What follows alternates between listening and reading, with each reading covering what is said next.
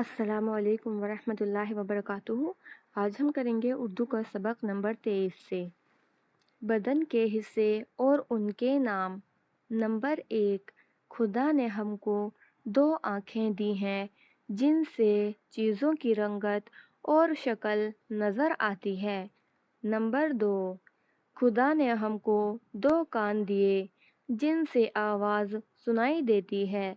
بادل کا گرجنا، چڑیوں کا چہچہانا، آدمیوں کا بولنا، ہاتھی کا چنگھاڑنا، گھوڑے کا ہنہنانا، توپ کا دغنا، گھنٹے کا بجنا، ریل کی سیٹی ہم اپنے کانوں سے سنتے ہیں۔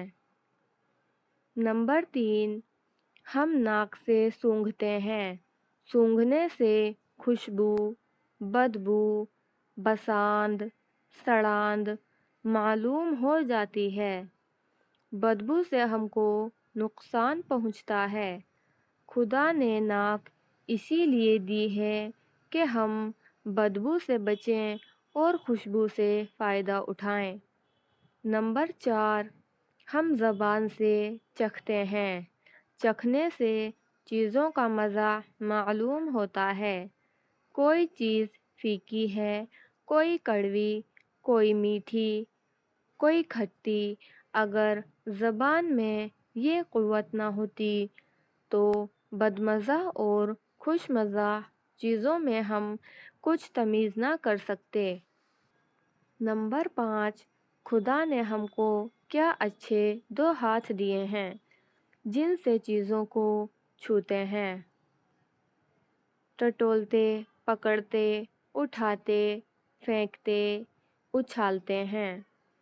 چھونے سے ہم کو چیزوں کی سردی، گرمی، سختی، نرمی، کھردراپن اور صفائی معلوم ہو جاتی ہے۔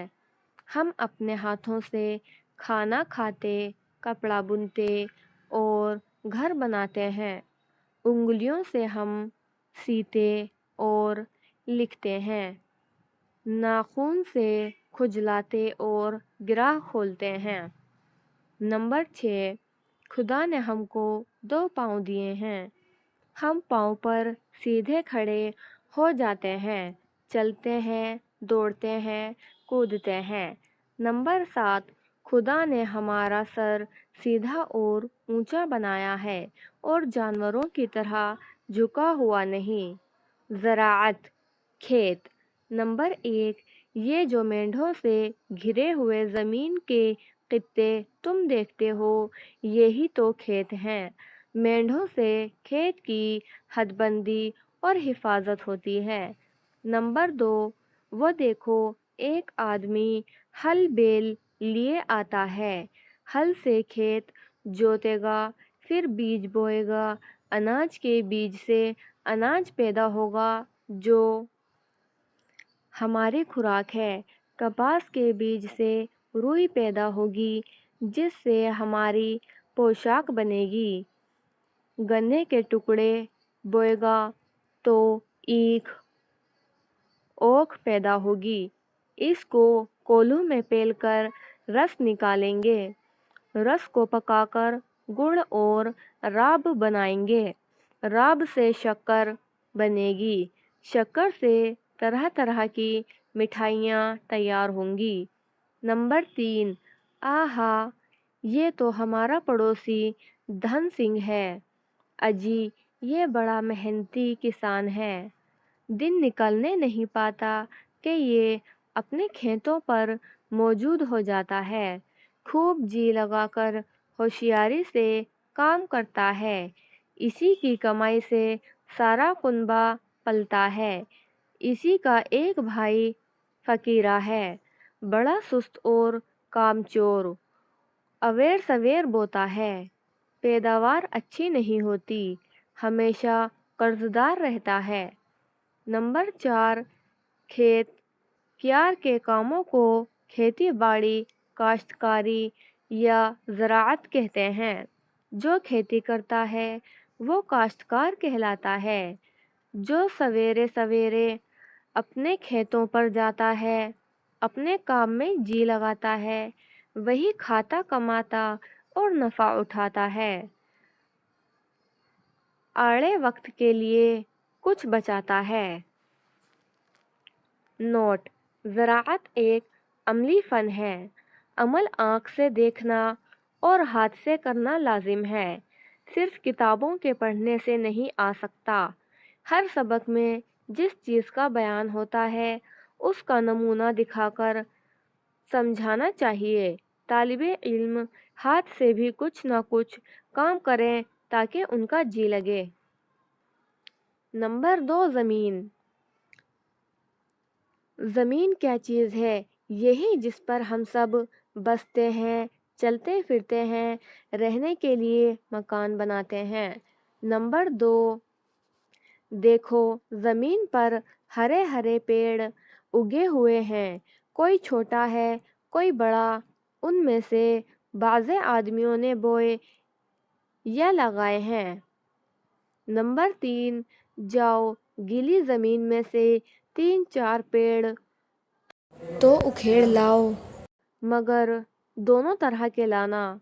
ऐसा भी हो जो आपसे उगे हों और ऐसा भी जो बोए हुए हों। अच्छा, अब हर एक का नाम बताओ, ये हमारे किस काम आता है? इससे हमको क्या चीज़ हासिल होती है? किसी का फल खाते हैं, किसी से गल्ला हासिल होता है, किसी से रुई, किसी से रेशा। नंबर 4, अब तुम समझे कि ज़मीन कैसी ज़रूरी और काम की चीज़ है। अगर ये ना हो तो पेड़ ना हो, खाने को अनाज, तरकारियाँ, पहनने को कपड़ा लत्ता, घर का सामान क्यों कर मिले। नंबर 3, पौधा। नंबर 1, देखो ये पेड़ खुद ज़मीन पर उगे हैं। इनमें से कोई तो छोटा और नरम है, जैसे गेहूं का, ज्वार का, कपास का। ये सब पौधे कहलाते हैं। कोई बड़ा।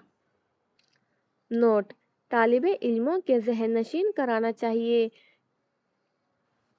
कि जानवरों वो चीज़ें खाकर जी सकते हैं जो आपसे आप उगती हैं। खुदरू, हमारे लिए खुदरू काफ़ी नहीं बल्कि वो चाहिए जिसको हम बोते हैं। तलबा से मज़रूहा पौधे उखाड़कर हर एक का नाम और काम पूछा जाए, वो ना बता सकें तो उस्ताद बताएं। और सख्त है जैसे नीम का, पीपल का, आम का दरख्त कहलाते हैं। नंबर 2, आओ गीली ज़मीन में से एक पौधा उखाड़ें। ओहो, इसका एक हिस्सा तो ज़मीन के अंदर ही था। देखो, जो हिस्सा ज़मीन के ऊपर था उसका रंग तो हरा है, और जो ज़मीन के अंदर से निकला वो पीला है। इस पीले हिस्से को जड़ कहते हैं। जड़ ज़मीन के अंदर रहती है और वहीं बढ़ा करती है। नंबर 3, पेड़ का हरा हिस्सा जड़ से ऊपर का जो ज़मीन के बाहर निकला रहता है उसको तना कहते हैं। ये जो तना के ऊपर हरी हरी हवा से हिलती नज़र आती हैं, ये पत्तियां कहलाती हैं। ये पत्तियां हमेशा तने ही पर लगती हैं, जड़ में कभी नहीं होती। नंबर 4, अब तो जान गए होंगे कि पेड़ के कितने हिस्से होते हैं। जी हाँ, 3, जड़, तना, पत्तियाँ। तने पर पत्तियों के अलावा फूल और फल भी लगते हैं।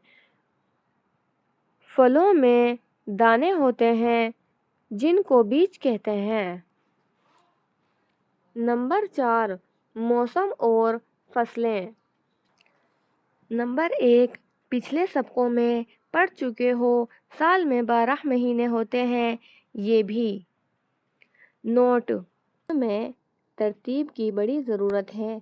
बच्चों को शुरू से ही चीज़ें तरतीब के साथ दिखानी और याद करवानी चाहिए।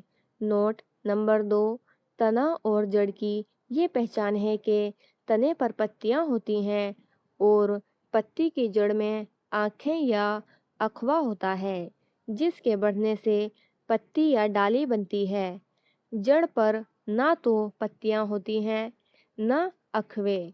अदरक, हल्दी, आलू वगैरह को ज़मीन के अंदर होते हैं, मगर जड़ नहीं है।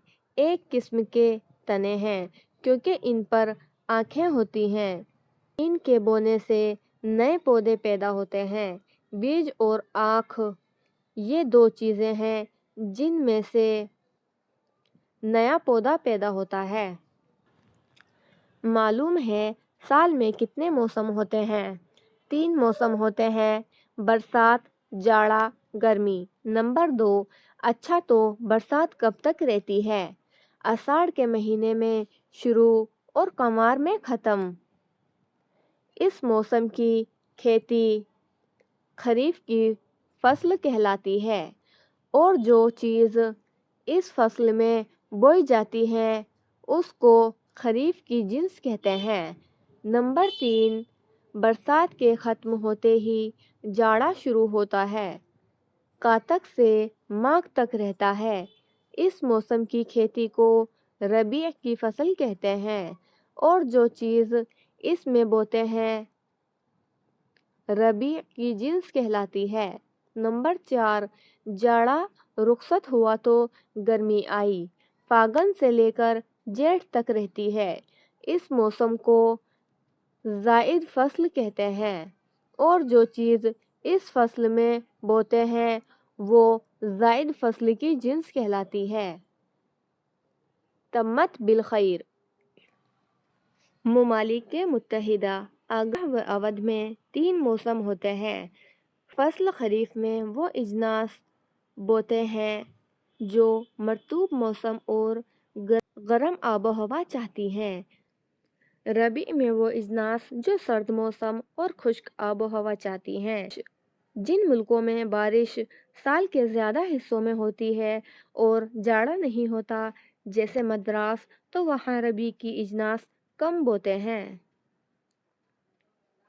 अगर खरीफ मसलन धान साल में 3 बार तक बोया और काटा जाता है, वहाँ सिर्फ एक फसल खरीफ की होती है।